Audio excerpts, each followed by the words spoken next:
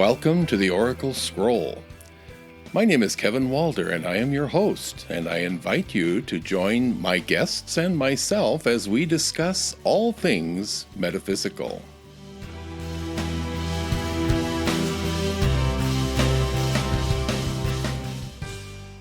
Welcome to episode 3 of the Oracle Scroll.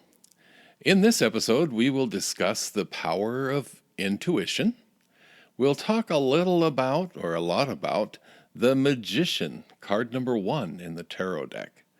And we'll hear from a man named Jerry with a question from the audience. So let's just jump right in to the Magician. The Magician is number 1, the very first card following the Fool. And as we tap into our personal creativity, we can benefit very much from the lessons of the Magician. The Magician is a powerful card of magic and creativity. It carries a masculine strength of assertively creating change and movement. This card calls on us to recognize our own power and abilities in creating life. The Magician is not waiting for others to create the perfect circumstance, but he is instead actively engaged in directing events and characters involved. As a member of the Major Arcana family, this card carries a great deal of weight in a reading and suggests that magical creativity may be at the basis of the issue being examined. The Magician is a strong indicator of personal power that is not being fully recognized or appreciated at the moment. This card asks us to question our acceptance of our personal power and, in fact, our own divinity. When I see the Magician in a reading, it usually indicates that the querent is overlooking a key piece of evidence, and that with some introspection, they will discover power beyond their needs or imagination. When the querent is a woman, this card indicates that she is or needs to tap into her masculine side to obtain the strength and power to deal with the situation. This is not the time to wait. The Magician is always about the querent and what they are bringing to the table. It rarely will represent an outside influence because it's all about personal power. So often we get bogged down with details and clutter. We fail to realize we have all the tools and all the power to change our situation. And the Magician steps forward to remind us that we do have that power, and we are, in fact, divine creatures. The Magician speaks to us of those times in life when we are fearful, maybe even immobilized when considering a new venture or an overwhelming responsibility. He is here to remind us of the times when we were terrified of the unknown, only to discover that not only did we manage, we excelled at the new venture. So many times in life, we have no idea what power we possess till we challenge ourselves beyond what we believe is reasonable. With the exercise of this personal power comes a great deal of responsibility, however. Recognizing that you have the power to be a creator of your own life means that you must rely solely on your morals, your ethics, and undertake the creativity at hand. The Magician is here to remind us of the importance of believing in our own magic and to be prepared to defend our use of it. So the 3 questions that the Magician puts forth are as follows. Actually, there are 4. What magical work needs to be done in your life right now? What evidence of your own potent magic do you have in your life right now? How will you uncover your power and put it to work? And finally, do you believe in your own magical? The preceding was lifted directly from my book, Tarot for Lunch, Lessons from the Cards. It's available now on Amazon in both paperback and Kindle form. Then I went a little further, and I had prepared some time ago a little exercise in exploring the personalities of these cards. And so for the magician, I wrote it as a newspaper article that also includes a short interview. So I'm going to read the newspaper article to you as I wrote it, and we'll go from there. So first of all, the name of the paper is the Daily Birdcage Liner. And the headline is Local Magician Cleared of All Charges. A local man who prefers to be addressed as the magician walked away from court a vindicated man today after seeing his reputation questioned in 2 separate suits. Judge Woody Gavel ruled earlier that though the 2 suits were filed by different groups for different reasons, they should be heard together in open court. The first suit, filed late last year, by a group known as the Society of Hostile Odious Taxpayers, SHOT for short, demanded that the magician be forced to produce proof that he is not a charlatan. SHOT's claim was that the magician's entire body of work was a sham, nothing more than parlor tricks, sleight of hand meant to fool the gullible and uneducated masses. They further claim that the magician is fully aware of his fraudulent behavior and should be forced to produce evidence to support his claims. SHOT also claims that their membership has been adversely affected by the magician's actions and claims resulting in financial damages in the teens of millions for which they seek restitution. The second suit, filed in February of this year by Frightened Religious Extremists of America, or FREYA for short, sought the same cease and desist order that SHOT's suit seeks, but for entirely different reasons.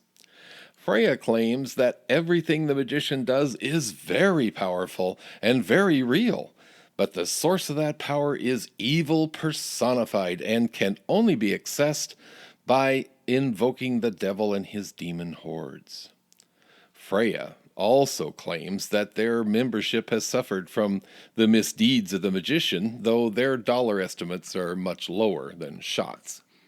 And their solutions are more closely related to prayerful reflection and, in some cases, exorcism.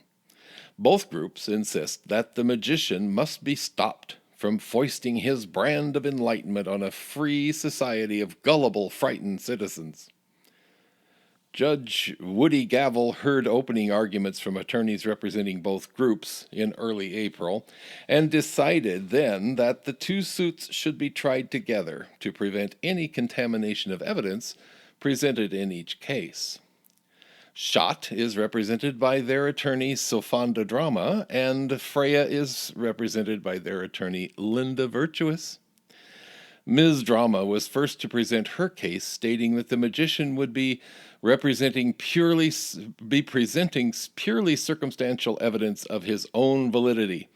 But she and her client want the judge to insist that the magician present indisputable and tangible evidence that his power is real.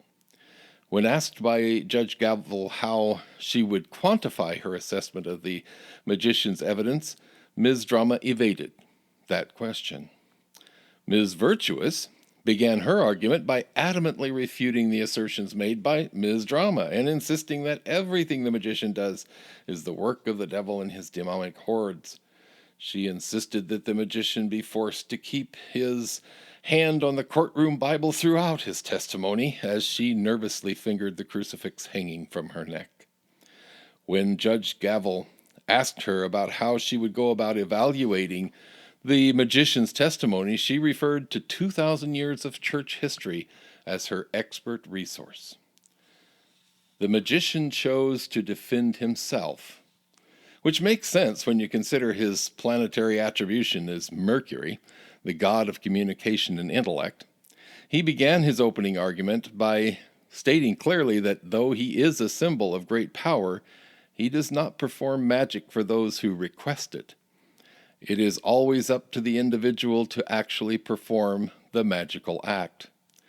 Ms. Drama's assertions are the same, he said, as a homeowner suing a tool manufacturer for the failure of a tool when the homeowner had failed to follow basic instructions and was using the tool completely incorrectly. As the proceedings continued, Ms. Virtuous objected to the fact that the magician held his magic wand in his right hand, the same hand he kept on the Bible per her request. In overruling her objection, Judge Gavel stated that the two tools should be considered to have the same effect. From that point on, Ms. Virtuous seemed preoccupied with her nervousness at being in the same room with the magician, and her arguments began to fall apart.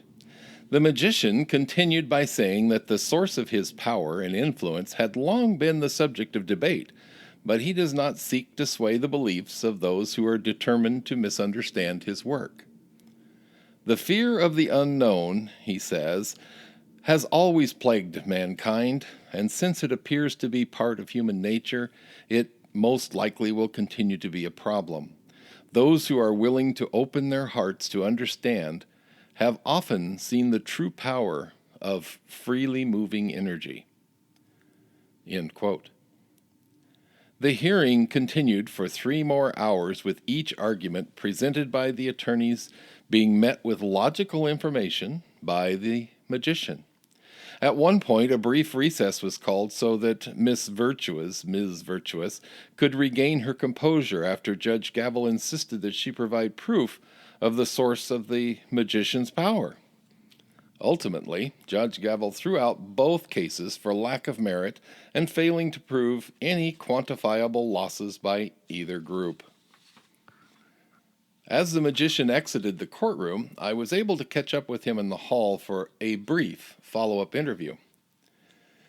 It follows. The interviewer says, "I noticed that unlike your opponents in court, you seem to maintain a cool and even-handed defense."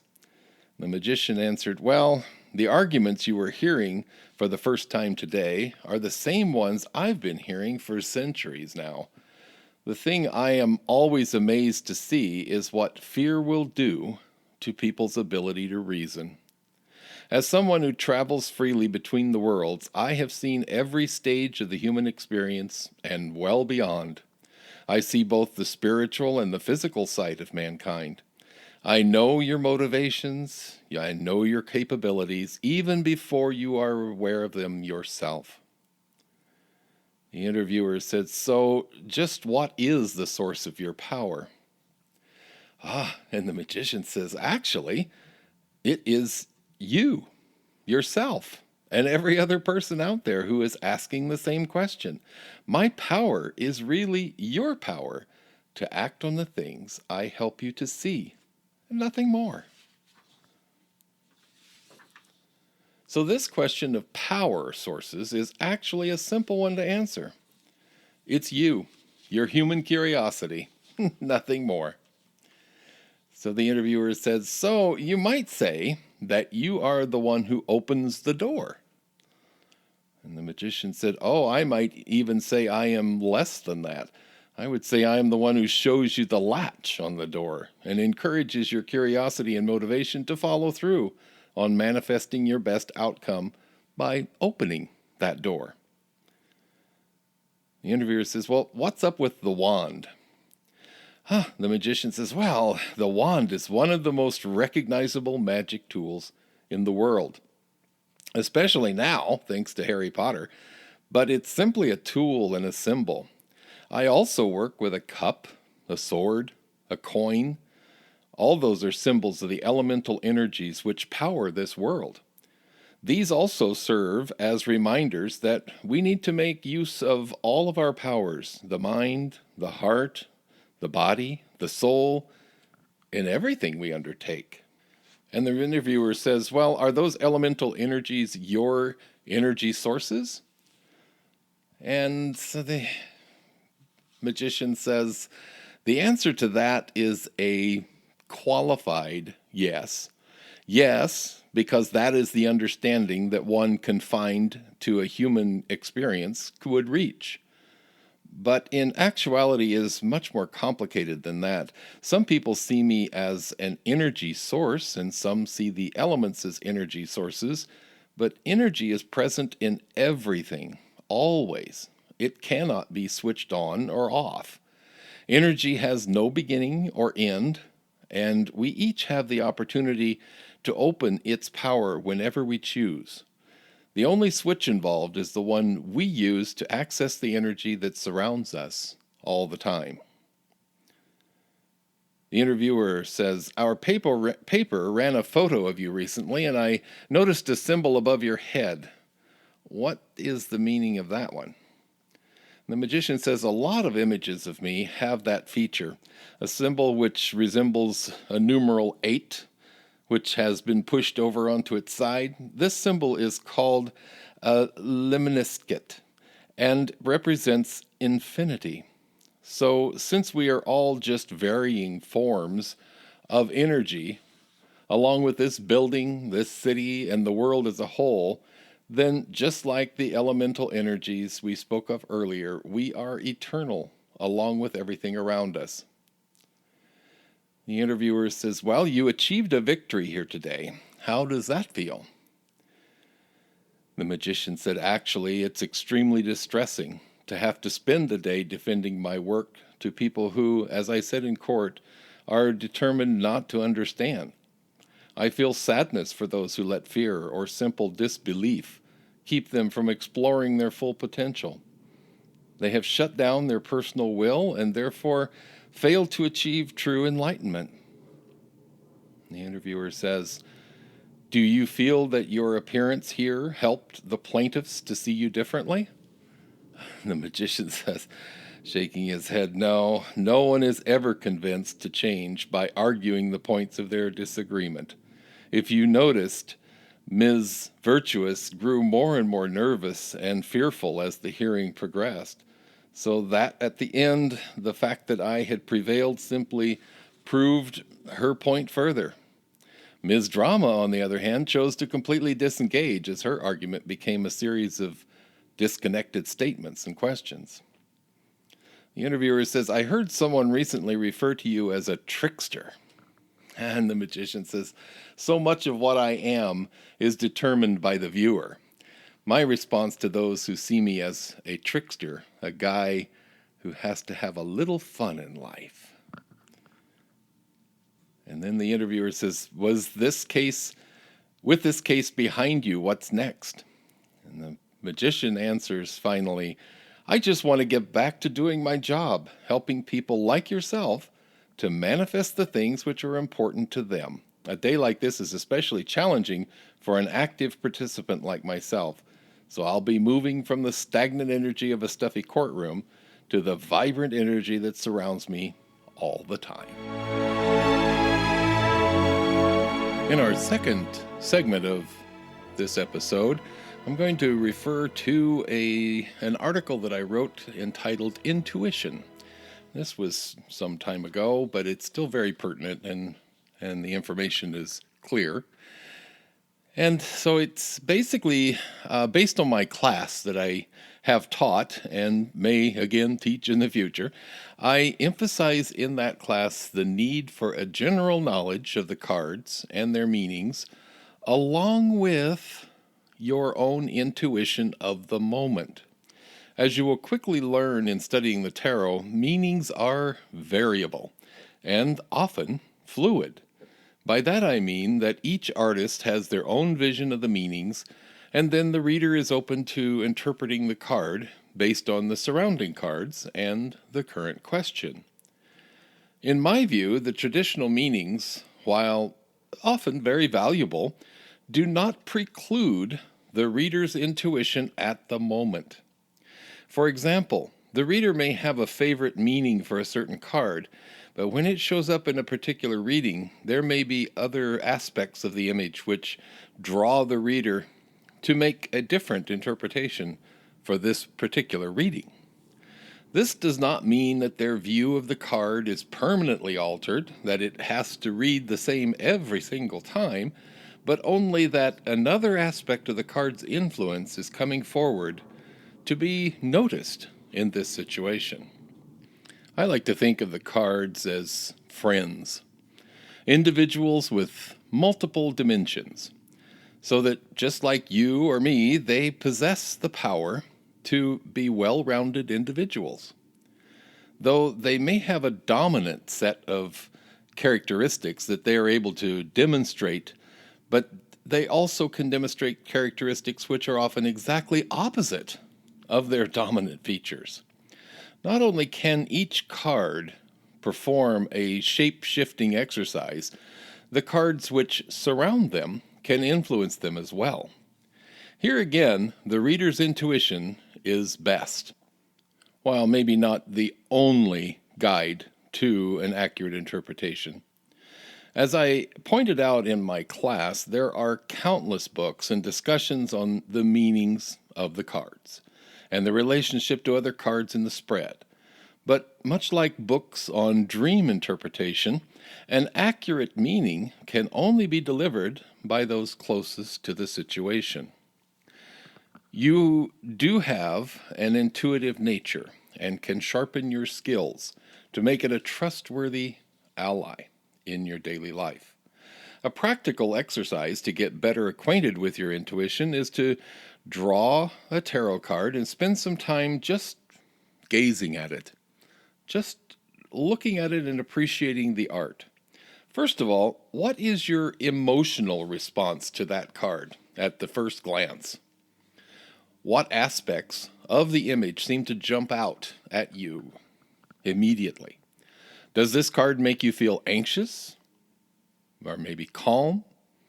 Or maybe just excited?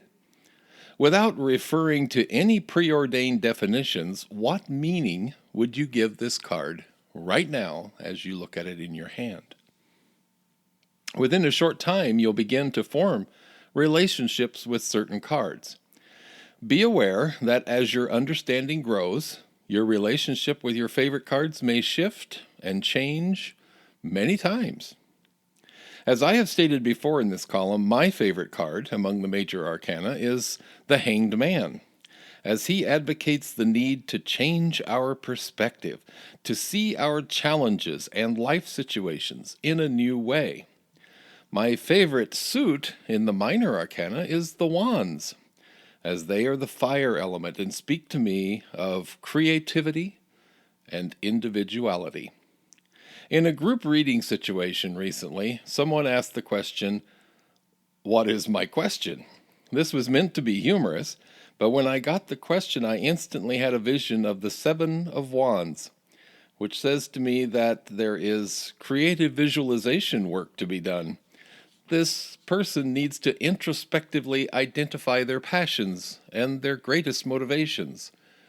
The answer to their question is, who am I and how will I choose to introduce myself to the world?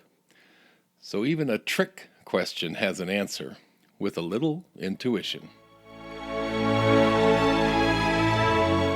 In the last segment of our episode, we do a short reading for a listener who has sent in a question, and it's called Consulting the Cards. Today, a listener by the name of Jerry asks, "What do you see ahead for my new business? I seem to have hit a wall and it's simply not much fun anymore." My answer is as follows. Dear Jerry, I often say that the purpose of a reading is less about finding the answer than it is about defining and refining the real question. Answers are often dead ends, and once obtained, they don't necessarily inspire us to keep working through the situation, whereas a better question just redirects our focus and keeps us engaged in the process of living. For your reading, I drew 3 cards, and they are the 9 of coins, the 9 of swords, and the world. First of all, there's a lot of positive energy in this grouping of cards, and we'll follow all the positive threads. The real power of this reading is the presence of the world. The world card is the most positive card in the entire deck. It simply states that you have everything you need to create a successful outcome. There is no need to wait for others because your understanding is clear and correct. If you have ever heard the term, "the world is your oyster," well, that is just a way of saying that you have it all. You need only take advantage of this golden opportunity. Next, I note the 2 9s. The 9s in the deck stand for achievement and indicate that a great deal has already been accomplished. However, the 9s you have here could not be more different in their scope and meaning. The 9 of coins is an indication that many of your original goals have been met, and you are able to clearly see that achievement and accomplishment. So now is the time to be grateful and take stock of all the financial successes you've achieved. The 9 of swords indicates that you, rather than being at peace with the work at hand, you're letting your mind take over and keep you immobilized by fear and worry. This mindset is now causing you to lose sleep, and that will begin to affect your health. So it's not healthy to continue that way, not only mentally, but physically. In fact, you are creating problems where none actually exist. Oh boy, aren't we good at that as humans? This spread says to me that you have tremendous talent and drive, which have brought you this far. So now it's time for you to get back into the creative mode again. Only this time you need to focus on the business aspects. Who says that your creativity is only limited to your product? Why not creatively rewrite the job descriptions of those things you really don't enjoy so that they are better expressions of your personality? Most of all, you need to get out of your own mind and quit allowing it to build obstacles to your growth. Learn to recognize your own strengths and your own weaknesses. Find people who you can trust to handle the things that you don't want to handle, the things you find too challenging or too boring. Or design an entire system which allows you to meet those challenges with the same creative flair that you used to design your original project. Good luck. Thank you for joining us for episode 3 of the Oracle Scroll. And once again, if you have questions, suggestions, or you'd like to send in a question for our readers to answer, please send them to theoraclescroll@gmail.com. We'll see you next time. Bye-bye. Thank you for joining us for this episode of the Oracle Scroll. Find us on Facebook at the Oracle Scroll. If you wish to send comments, suggestions, or requests, please address them to theoraclescroll@gmail.com.